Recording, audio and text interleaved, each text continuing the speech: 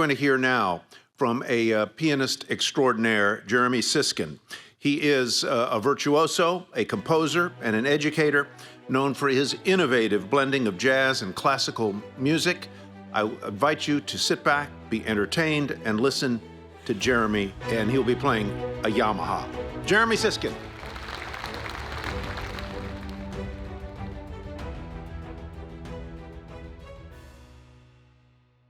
I'm going to start with a little music, if you don't mind.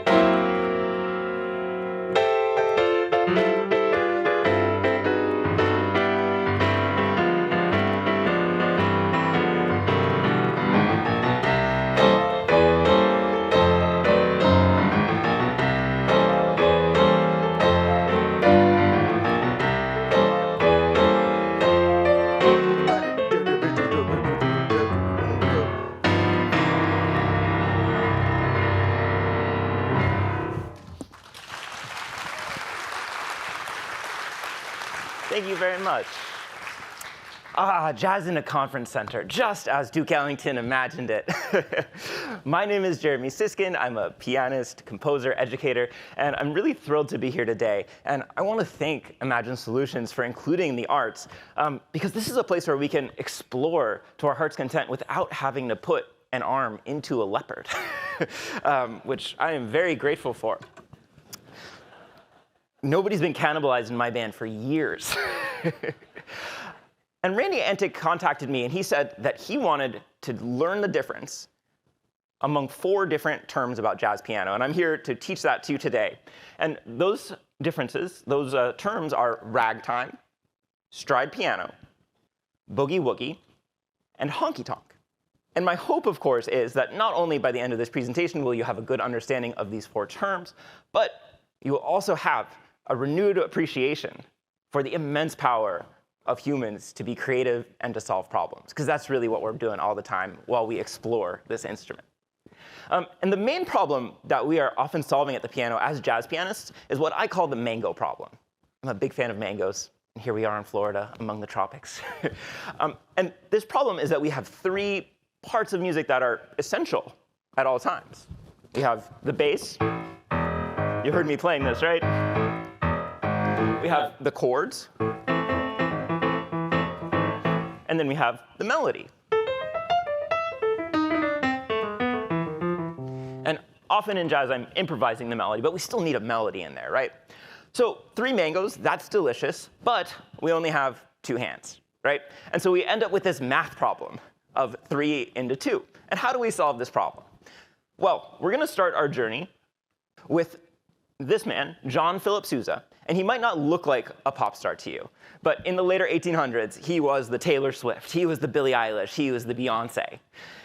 You see, during the Civil War, many bands formed as part of the military, and then during peacetime, those bands turned into municipal bands that would play at city functions, and also marching bands like Sousa's band that would parade through the city. And this was the popular music of the later 1800s. And I bet most of you have heard of Sousa, but if you haven't, you've almost certainly heard this song, Stars and Stripes Forever. It's got many different themes, but the one you probably know is... Let me take a poll out there. Can you aggressively nod if this melody sounds familiar? Beautiful. Thank you to those of you who are very aggressively nodding. I appreciate you following directions. Now, of course, as pianists, we want to be liked, and we want to make money. So we want to play all of these popular songs. But we run headfirst into the mango problem. Because did you see all those people behind Jean-Philippe Sousa there? He's got a band of clarinets and piccolos that can play the melody. And then he's got French horns that can play the chords. And then Sousa actually invented his own instrument, the sousaphone, which was a marching version, a portable version of the tuba to play the bass. And I don't know if you've ever thought about it, but the bass is essential for a march because there's these two alternating bass notes that tell you when you should have your right foot or your left foot. So we've got a big problem as pianists, but we've got a solution. We're going to grab two mangoes in the left hand, and we're going to alternate between the bass and the chords. It's not easy. We've got a long way to travel, right? And if I try to go too fast, I lose accuracy. But this is what's called a stride style left hand. And using this, I can play. I can play my patriotic march, right? And this probably sounds to you like the beginnings of ragtime, because it has half of what we need to make ragtime, this stride style left hand. But the other half is what we call syncopation. And you guys are all pretty smart out here. You probably know this word. But just in case, syncopation refers to highlighting the offbeats. So if these are the beats, the offbeats will do. And in fact, I want to do an interactive exercise, if you're willing, to experiment with syncopation. OK, everybody sit up. I see some people who haven't had their coffee. And I'm going to tap my foot. And I want you to just tap, too close to my microphone, tap your hand against your heart as I tap my foot. Oh, you guys have rhythm. OK. And now bring your other hand out here. And on the way out, you're going to hit that other hand. Oh, some of you are more coordinated than others. Fantastic. That's syncopation, where you're hitting here. Those are the offbeats. And originally, this term ragtime was actually formed out of the words ragged time, because to musicians in the late 1800s, they actually thought that the pianists were kind of messing up. Their hands were just off. And ragtime uses this really particular kind of syncopation called a hemiola. I always remember that word. It starts with an H-E-M-I, like hemisphere, and it's all about dividing. In the left hand, we already said we've got 2 feet. It's a march. We're dividing into twos. 1, 2, 2, 2, 1, 2, 2, 2. I hope this isn't too technical. But in the right hand, we're dividing into threes. And so we get these weird cross rhythms. 1, 2, 3, 1, 2, 3, 1, 2, 3, 1, 2, 3, 1.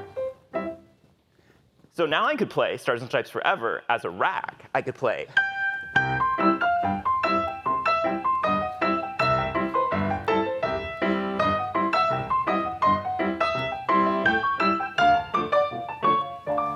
Hear it? Now, many of you are familiar with the Maple Leaf Rag. This is an iconic American theme, right?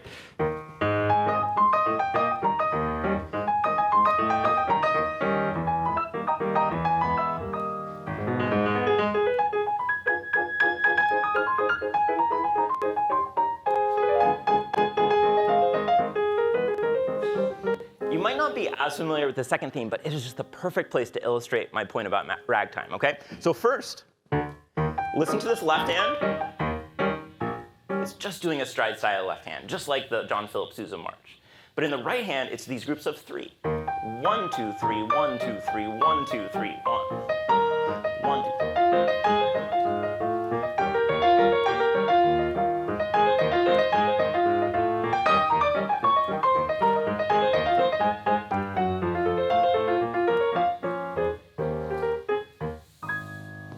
So using these tools, we can make anything into a rag. Which brings us to our second term, stride piano. This is where I remind myself that I'm a fast talker and I should slow down. So to the untrained ear, ragtime and stride piano sound exactly the same. But there's a big difference, which is that stride piano is largely improvised, whereas ragtime is fully notated. And to understand why, we're going to travel back to the 1920s. this was a good time to be a pianist. This is where I want to go back to. So of course, the 1920s were the era of Prohibition, which spurred speakeasies, which stayed open till all hours of the night, or maybe I should say to the morning. And pianists were then hired to play these incredibly long sets. And there's actually stories about it being so competitive that pianists were afraid to go to the bathroom in case another pianist sat down on the bench and started playing. So these pianists might have to play from 10 p.m. to 4 a.m. And even the best pianists don't really know 6 hours worth of written out music that they can play. I mean, you would have to really be good. So what do? We might play a well-known theme, like the Maple Leaf Rag. I'm fast forwarding.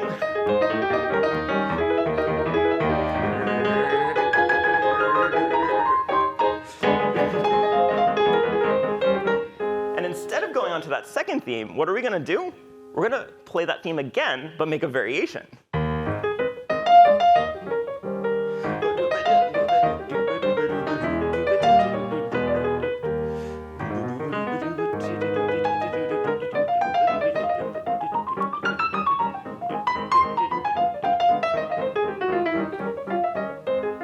And then, let's go a third time. We got to really stretch this out so we can play all night.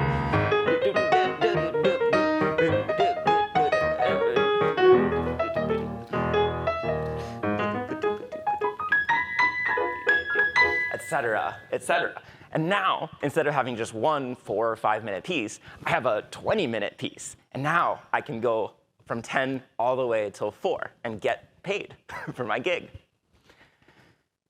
I want to briefly play you Ain't Misbehavin', a piece by Fats Waller, and this is a stride piano classic. But what you need to understand about this piece, which makes it different from ragtime, is that I've never seen music for this piece, other than I've seen the melody, and I've been given some chord symbols.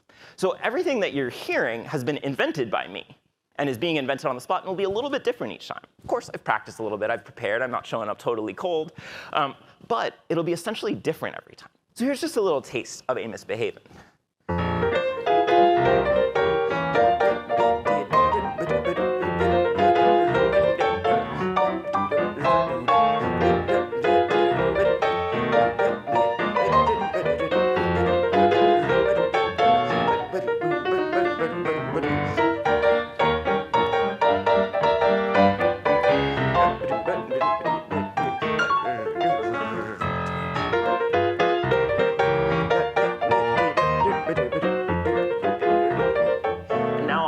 My own variation.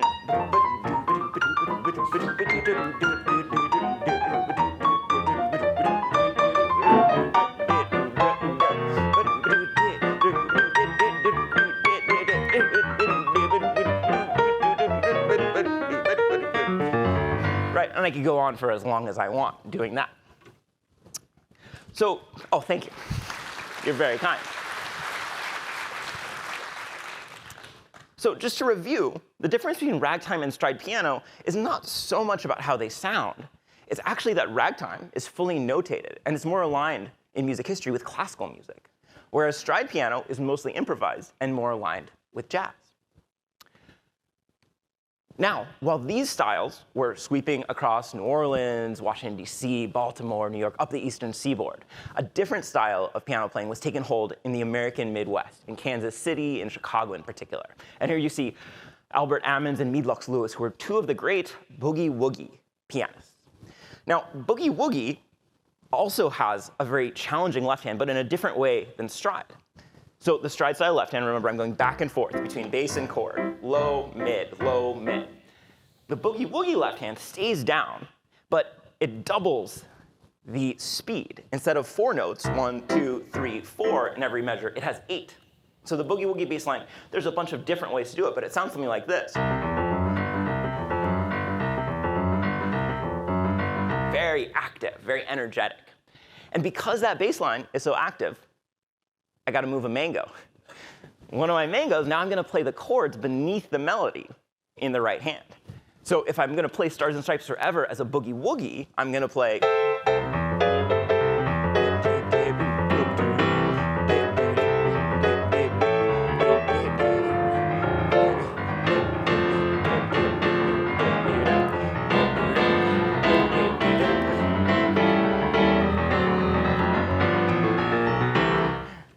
OK, hear the difference? Very different. Thank you. And we're not going to leave boogie woogie yet, but I want to introduce our last word for today, which is honky-tonk. So honky-tonk doesn't actually refer to a musical style. A honky-tonk was a venue in the American West which hosted rough and rowdy vaudeville-style acts, where there would be comedy, there would be blues singing, there would be lots of country music. And if you're a fan of country music, you'll often hear the term honky-tonk bandied about in album titles and lyrics.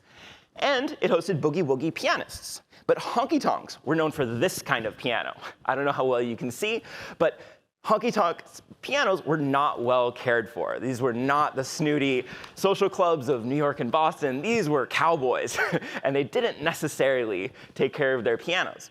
And oddly enough, some boogie-woogie pianists came to prefer this kind of piano because it had a lot of character. And when you're playing blues-inflected music, sometimes it's nice to have something that sounds a little bit different. So I want to play a honky-tonk piano for you, but the good folks at Yamaha have delivered this gorgeous piano for me. So I'm going to use the highest tech possible trick, which is that I'm going to take this group of pens and pencils that I grabbed from my desk before leaving my home in California, and I'm going to throw them onto the strings of the piano. OK? Get ready for this. And while I do that, I want to introduce the last piece, which is called Pinetop's Boogie Woogie. Sorry, it's not the last piece. The next piece. And this piece is really historically significant because it's actually the very first one to use the term boogie woogie in the title. So this is where the word comes from. But musical historians also are fascinated with this because it came in 1928, but it sounds essentially like rock and roll piano, like what Jerry Lee Lewis would play in the 50s, but predating it by almost 3 decades. So we'll see how this works. This is my grand experiment. This is Pinetop Boogie Woogie played in a honky-tonk style.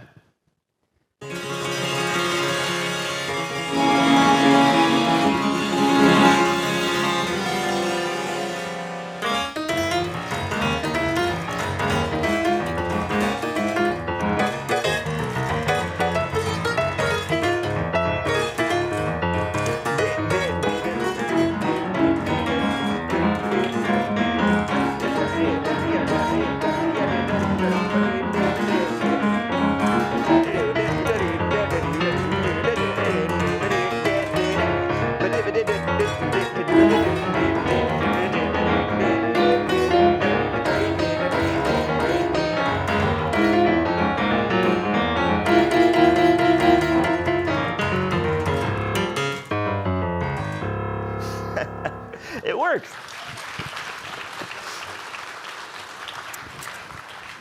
Thank you. I realize it's rude to have my back to you, but I need to take these pencils out before I play my last piece for you. So while I take these out, I want to introduce you to one very last idea, which is that there's actually one more mango solution. And this is the preferred solution for many modern jazz pianists.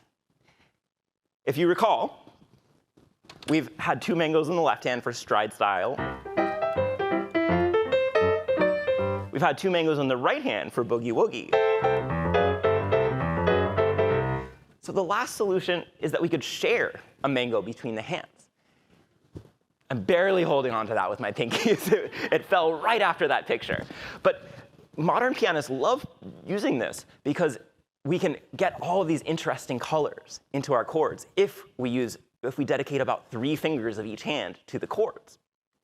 So as my last performance for you today, I want to play Stars and Stripes Forever in one last way with the mango shared between the hands. And before I do that, I want to say thank you so much for being a wonderful audience, and thanks to everybody at the Imagine Solutions conference. So.